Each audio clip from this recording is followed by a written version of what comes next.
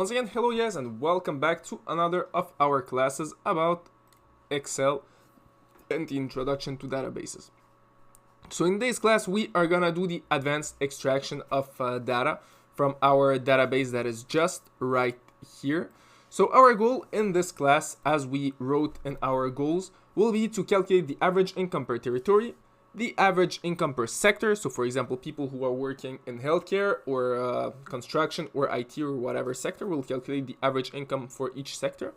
The percentage of people having higher total debts than their yearly income. And finally, the average age of people having more than a certain amount of net worth.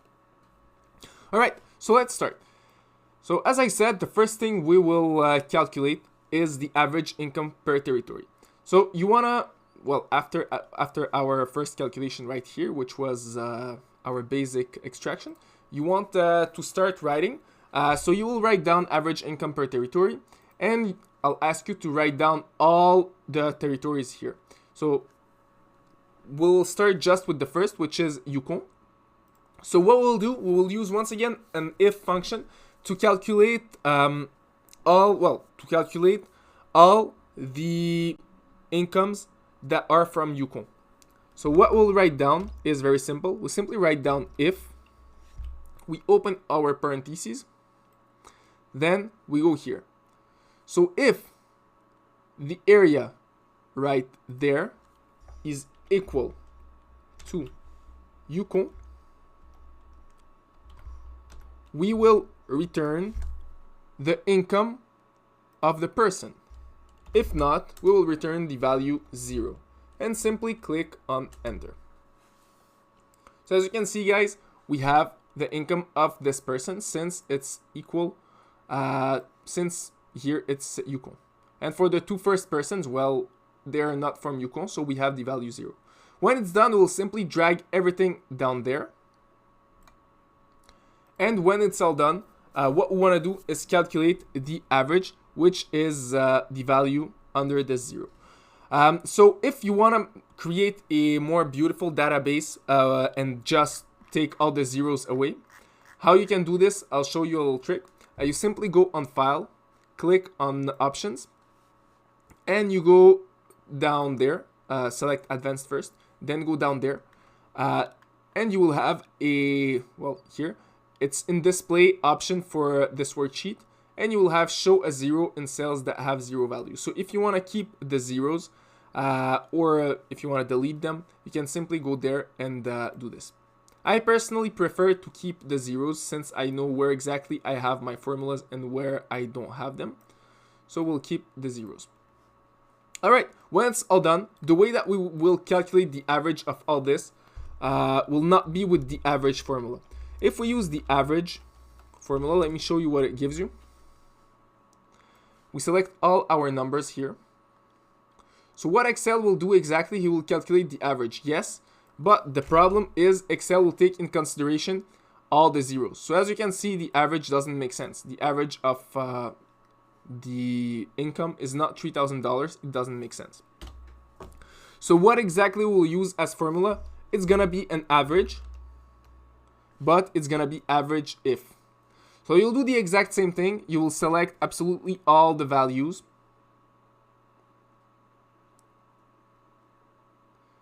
When it's done, you will click on comma, and then very simple, simply write down bigger, smaller, and 0. Before that, don't forget to write this. And when it's done, simply close the parentheses. And this formula will give you the value of the average. And what Excel does, he just didn't took in consideration all the zeros. So as you can see, this is the average. Well, it's the same formula there. Alright, so when it's all done for Yukon, you simply do the exact same thing for the other areas. And instead of Yukon, you just change the value to the other areas. So let me show you what it should look like. Alright, so as you can see, we have everything here. We have Yukon, we have BC, and all the other areas. And we have our averages right there. So as you can see, this is the average income of each territory. So for let's say Yukon, the average income is this for our other territory, which is in this case BC. Well, the average income is this one. So we did our first part, which is calculating the average income. The next thing that we want to do is calculating the average income per sector. So the way it works, we'll do the exact same thing. So it's very simple. We'll use the exact same technique, and we'll write down all our sectors. And after that, when it's done, we'll simply do our calculation. So let me just show you what it looks like. So here I have an example with the health sector. So as you can see, let me just put all this in one big tab. All right. Perfect. All right. So here we have our health sector. So this is for the second question, which is average income per sector. So as you can see, I did the exact same thing. I choose my, I did my if function, and the function is very simple. If the field of work is equal to health, for the first one, I will generate the income. If not, I will generate the value 0. So I did this for the health sector, and then I simply dragged everything down there. So when it's all done, well, as you can see, I have all the incomes for the health sector. So no matter the territory, I don't really care about the territory. I just know that everybody who works in the health sector, I have their income there. And then when it's all done, what I want to do is simply calculate the average of everything here. So as you can see, I have the average income of everyone who works in the health sector. So as you can see, it's very simple. I simply use the same technique that I did for the past exercise.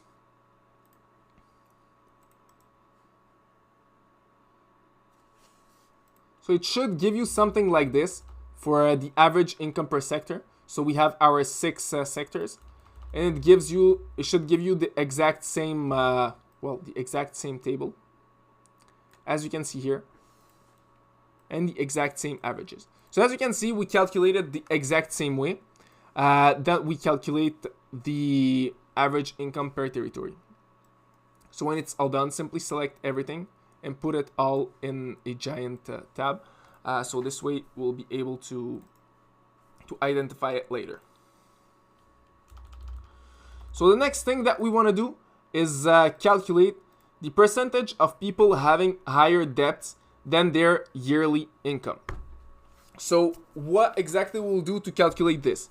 We once again will use an if function, but this time we'll use ones and zeros. So for each person that has debts that are higher than their yearly income, and we're talking here about their total debt, so mortgage, everything, I will generate the value 1. For everyone who doesn't have their debts that are higher than their yearly income, we'll generate the value 0. So how exactly we'll do this? Simply write down equal, and we come back there. So if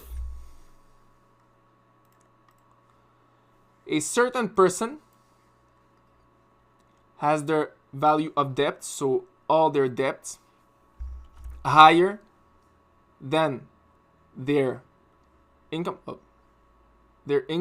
so in this case it's here, we want Excel to generate the value 1. If it's not, we will want Excel to generate the value 0, sorry. So as you can see, Excel generated the value 1, since the total amount of debts of this person is higher than the total income of this person. So when it's all done for the first one, simply drag everything down here.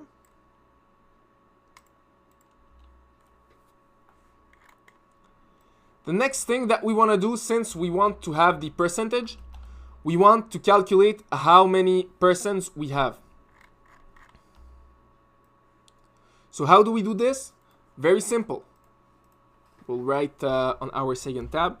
So percentage of people, all right, so it's gonna be here. We'll generate our answer here. So simply write down equal. And then how do we calculate a percentage? So it's gonna be something on something else. So we want to calculate, so we'll divide everybody here. So all the persons that have higher debts than their yearly income.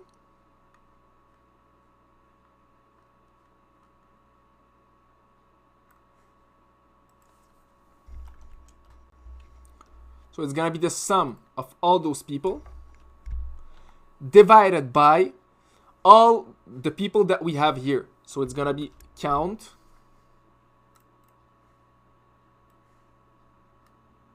all those people. So what exactly this function means, it's very, well, this formula means, what I just did is I calculated the sum of all those people, all those numbers, which is the sum of everybody that have debt that are higher than their yearly income, and I divided it by the number of people that we have here. So in this case, we have 97%, well, just put it in percentage. We have 90% of people who have debts higher than their yearly income. All right, when it's done, simply once again do the exact same thing. Just put it in a huge square. The last thing that we want to calculate is the average age of people with a net worth higher than a certain amount. All right, so how do we calculate this? So the first thing we want to do is once again just write it down. Then write down the income. So we have the income that we will decide later. If you want to calculate the average age of millionaires, we'll write it down. So as you can see here, I selected 50,000. Then what we will use is simply another if function. So the first thing I will write down is if the net worth of a person is greater than this cell right here, we'll generate the age of the person. So the age will be here. If not, we'll generate the value 0. So right here, the net worth of this person is higher than 50,000. And what happens? Well, the age of this person is generated.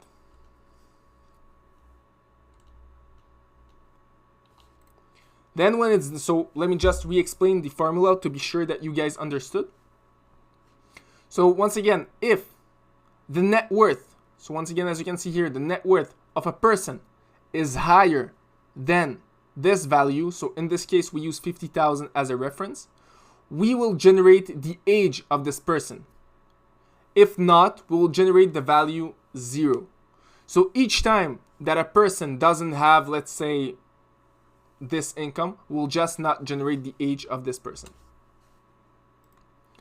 When it's all done, don't forget to lock your cell here, so with the dollar signs. You simply drag everything down there. And as you can see, you have all those ages generated. And then if you want to play with all those things, you can write down higher numbers. For example, here it's 100,000. You can write down 1 million. As you can see, no one has incomes of 1 million. But once again, don't forget that all this is very theoretical since we use random values. So it's normal that the answers don't really reflect the reality. All right, so when it's all done, once again, what we want to do, we want to calculate the average of those ages. How do we do it? The exact same formula that we used before. So it's going to be a average if, and we'll write it down. Once again, don't forget to use general.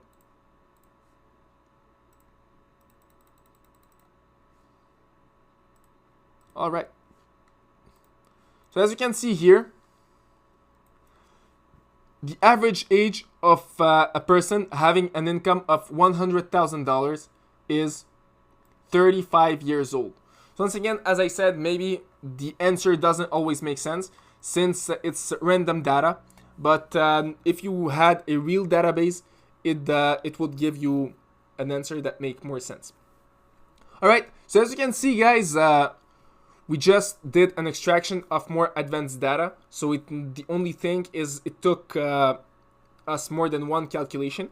But right now we have all our database analysis that is done.